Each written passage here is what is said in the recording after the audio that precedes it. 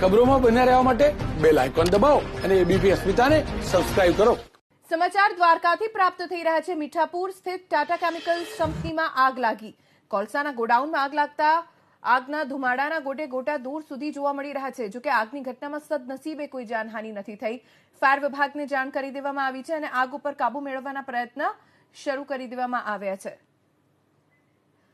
મીઠાપુર ટાટા કેમિકલ્સમાં આગની ઘટના બની છે। જોકે કયા કારણોસર આગ લાગી છે તેની કોઈ જાણકારી પ્રાપ્ત નથી થઈ, પણ કેમિકલની કંપની છે એટલે અહીંયા જ્વલનશીલ કેમિકલ રાખવામાં આવ્યા હોઈ શકે છે અને તેના કારણે આગ આટલી પ્રસરી હોઈ શકે છે।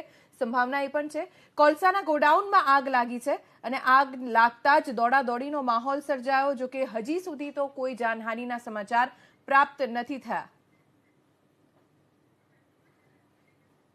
વધુ જાણકારી મેળવીશું અમારા સંવાદદાતા રાજુ રૂપારેલિયા પાસેથી। રાજુ, અત્યારે શું સ્થિતિ છે? આગ કાબુમાં આવી કે નહીં? ધોની જણાવી દો કે મીઠાપુરની ટાટા કેમિકલ્સ કંપની છે ત્યાં આજે લગભગ છેલ્લી 1 કલાકથી છે તે આગના ધુવાડા ઉઠતા જોવા મળ્યા હતા। ઉઠતા ધુવાડાના કારણે જાણવા મળ્યું હતું કે ટાટા કંપનીનું જે કોલસા ગોડાઉન છે તે વિભાગમાં એક આગ લાગી હતી અને કોલસો છે તે આગ લાગતા વધુ ધુવાડા પ્રગટ થયા હતા અને જેને કારણે આ ટાટા કંપનીના જે 7 જેટલા ફાયરો છે તે તમામ ફાયરો છે તે પહોંચ્યા હતા અને તાત્કાલિક તેમણે કામગીરી કરતા આગ છે તે કાબુમાં લીધી હતી। પરંતુ હાલ કોઈ પણ લોકોની છે તે જાનહાનિના સમાચાર મળી રહ્યા નથી। તમામ લોકો જે છે તે સલામત છે, પરંતુ વધુ વિગતો માટે ટાટા કેમિકલ્સના જે અધિકારીઓ છે તેમને ફોન કરતા તમામ અધિકારીઓના ફોન છે તે નોટ રિસીવ આવ્યા હતા ને પરંતુ હાલ જો વાત કરીએ તો તમામ આગ છે તેમાંથી તમામ લોકો છે તે સલામત છે અને આગ પણ હાલ કાબુમાં આવી ગઈ છે। ધ્વની રાજુ, આગ કયા કારણોસર લાગી, કોઈ જાણકારી?